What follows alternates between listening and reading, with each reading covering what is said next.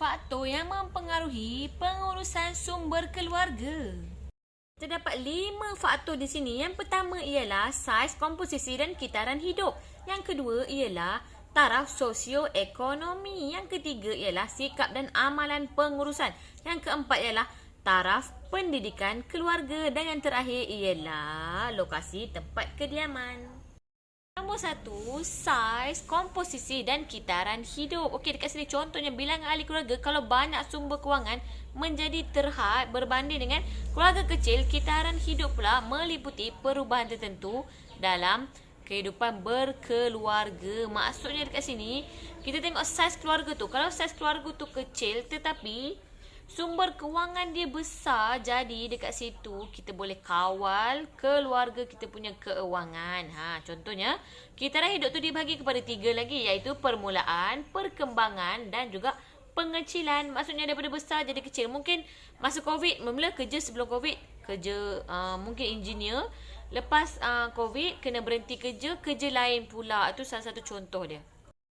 Nombor 2, taraf sosioekonomi. Dekat sini nak tunjukkan yang keluarga yang mempunyai pendapatan lebih tinggi berpeluang untuk memperolehi sumber yang lebih banyak secara tidak langsung boleh membantu keluarga dia. Contohnya, kalau contohlah anak dia bekerja besar, 4-5 orang anak dia semua kerja gaji besar. Jadi dia dapat menyara keluarganya dari segi pendapatan. Setuju tak?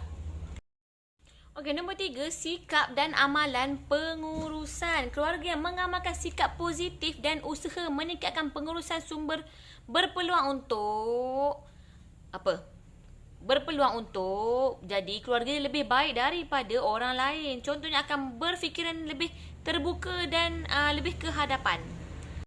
Keempat, taraf pendidikan keluarga, di mana ahli keluarga yang berilmu memiliki taraf pendidikan lebih tinggi dan meningkat dan juga boleh menjadi pengurusan sumber kewangan yang baik. Okey, yang terakhir yang nombor 5 ialah lokasi tempat kediaman. Faktor ni ialah keluarga yang menetap di bandar mempunyai peluang ke arah membantu pengurusan keluarga dengan lebih efisien kerana kemudahan dan infrastruktur yang banyak terdapat di bandar. Okey, ini pula faktor-faktor yang mempengaruhi jumlah pendapatan dan perbelanjaan keluarga. Nombor 1, saiz, komposisi dan kitaran keluarga. Yang kedua ialah pendidikan. Yang ketiga ialah ekonomi negara. Dan yang terakhir ialah pendapatan itu sendiri. Apakah langkah-langkah untuk menyediakan bajet? Yang pertama, menentukan matlamat keluarga. Apa matlamat keluarga anda? Kalau ibu bapa anda mungkin tak bagi tahu apa matlamat, jadi anda kena tetapkan apa matlamat anda sendiri. Contohnya, lepas habis SPM nak buat apa? Lepas habis diploma nak kerja apa? Nak makan apa? Nak pakai kereta apa? Nak ada rumah macam mana? Semua tu kan? So itu adalah menentukan matlamat keluarga anda. Okey, seterusnya menentukan kategori keperluan. So anda kena tentukan kategori keperluan apa. Kalau benda tu tak perlu, tak payah beli pun tak apa. Okey, contoh macam beras, perlu beli ke tak? Perlu kan, sebab nak makan. So beras dikategorikan keperluan. Okey, dapat sesuatu? Okey, sambung lagi. Mengimbangkan pendapatan dan perbelanjaan. Maksudnya kat sini, kalau pendapatan 1,000, jangan belanja harian bulanan tu lebih daripada 1,000. Faham tak? Okey, dan yang terakhir ialah menilai bajet. Maksudnya bajet, kiralah bulan ni bajet kita berapa, bulan depan bajet kita berapa. So, dari situ anda akan dapat mengawal perbelanjaan anda. Okey, jenis-jenis matlamat ada 3. Yang pertama, jangka pendek. Yang kedua, jangka sederhana. Dan yang ketiga ialah jangka panjang. Kesan-kesan kepada penetapan matlamat ada 2. Satu positif dan satu lagi negatif. Okey, kita tengok dari segi positif. Memupukkan sikap positif yang bersungguh-sungguh, tabah, sabar dan cekal dan berani. Okey. Lepas tu dapat meningkatkan taraf sosioekonomi. Okey, cerita kat sini lah positif. So anda kena berfikiran positif. Kalau sekarang ni anda mungkin susah, tapi jangan risau. Anda yang akan mengubah kehidupan keluarga anda. Jadi apa yang anda perlu buat?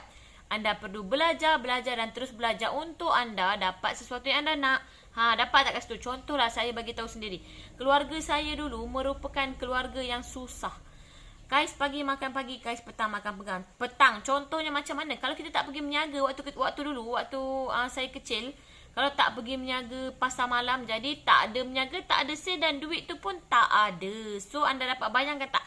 Jadi cubalah berubah ke arah positif. Okey, dari kesan negatif dia pula. Kesan negatif dia mengundang rasa tertekan dalam diri kita ataupun ahli keluarga. Lagi satu, mencetus nilai negatif dalam diri kita. Contoh antisocial. Bila kita contohlah, korang-korang mesti rasa semua korang tak ada duit. Mesti korang rasa macam tak nak kawan dengan orang tu, nanti orang tu tak nak kawan kita kan. Ataupun kita akan rasa marah, kenapa kita kena buat kerja ni, kenapa kita kena buat kerja tu, kenapa kena tolong mak, kenapa kena tolong ayah kan. Betul tak?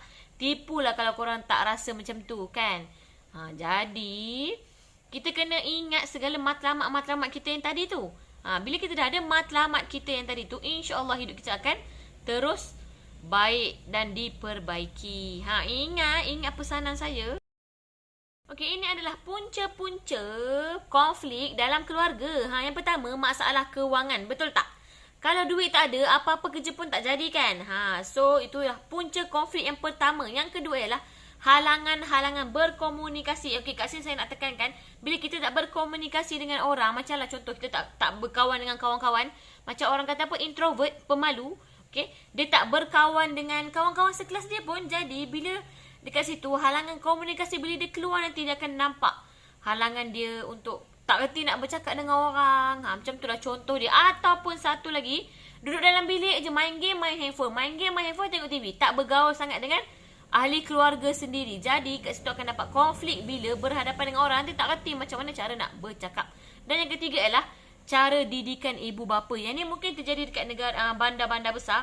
Ibu bapa pergi kerja pagi, balik kerja malam, anak tak terurus. Itu contoh konflik kehidupan.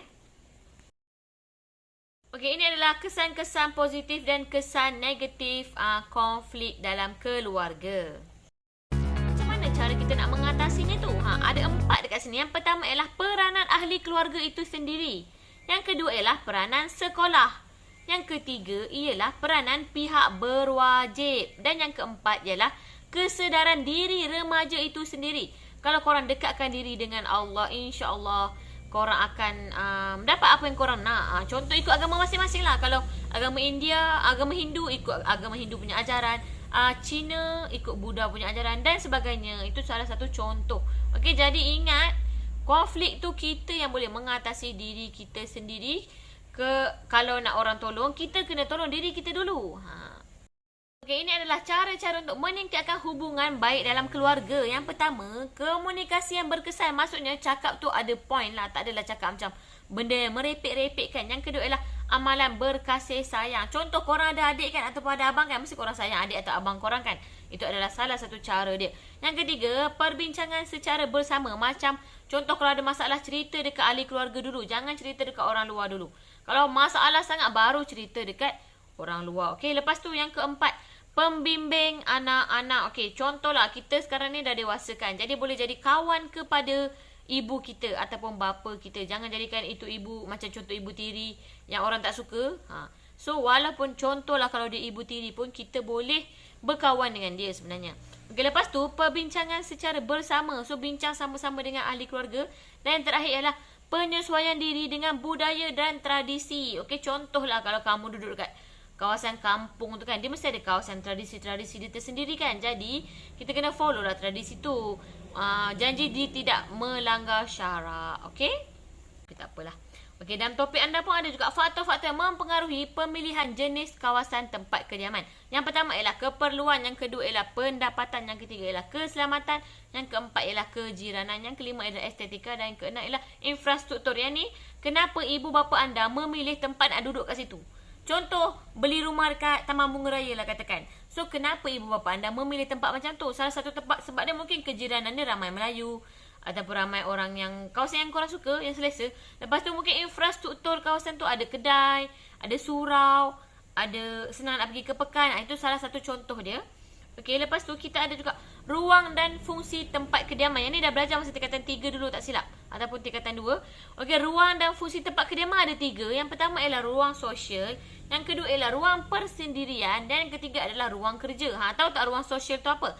Ruang sosial tu ialah ruang untuk berehat dan berinteraksi antara ahli keluarga dan tetamu. Contohnya ruang tamu ataupun ruang tempat menonton TV. Itu satu contoh ya. Okey, yang kedua ialah ruang persendirian, iaitu ruang untuk membersihkan diri, mengemaskan diri. Contoh macam bilik kamu sendirilah. Itu salah satu contoh dia. Dan ruang kerja ialah ruang untuk melakukan aktiviti pekerjaan. Contohnya dapur, ruang dobi. Okey. Okey, kat sini adalah faktor-faktor mempengaruhi keselesaan ruang kediaman. Kita kena ada pencahayaan yang baik, pengudaraan yang baik, keselamatan. Contohlah rumah kamu ada pagat kan, contoh. Okey, lepas tu kena ada lantai dan penutup lantai yang baiklah juga. Tile ke, simen ke, tikar getah ke, tak kisah. Okey, lepas tu skema warna. Kalau nak hidup kita rasa selesa, skema ton warna kamu dekat rumah tu kenalah cantik ataupun selesa kamu nak duduk. Janganlah warna hitam kan, jadi nampak pun gelap kan. Hidup pun jadi gelap. Contoh. Okey, dan lagi satu, alatan dan kelengkapan. Kamu mesti selalu pergi kedai. Contohlah, orang suka pergi kedai RM2 sebab apa? Nak tengok barang keperluan kan. Barang apa dia nak tempel kat dinding ke, dia nak cat ke, dia nak letak wallpaper ke, semua kan. Itu salah satu contoh dia. Okay, yang terakhir ialah pengaruh teknologi terhadap pengurusan tempat kediaman. Okay, ada 5 dekat sini. Yang pertama ialah keselamatan. Yang kedua ialah perbelanjaan. Yang ketiga ialah masa. Yang keempat ialah tenaga. Dan yang kelima ialah kualiti hidup. Okey, ini adalah faktor-faktor pengaruh teknologi. Teknologi pengurusan tempat kediaman. Masa saya cakap tadi, kalau korang rasa tak selesa, boleh tukar rumah tu, boleh jadi wallpaper kan dia, boleh lantaikan dia dengan tile ataupun letak tikar getah. Okey, itu saja untuk hari ini. Jumpa lagi minggu hadapan. Assalamualaikum.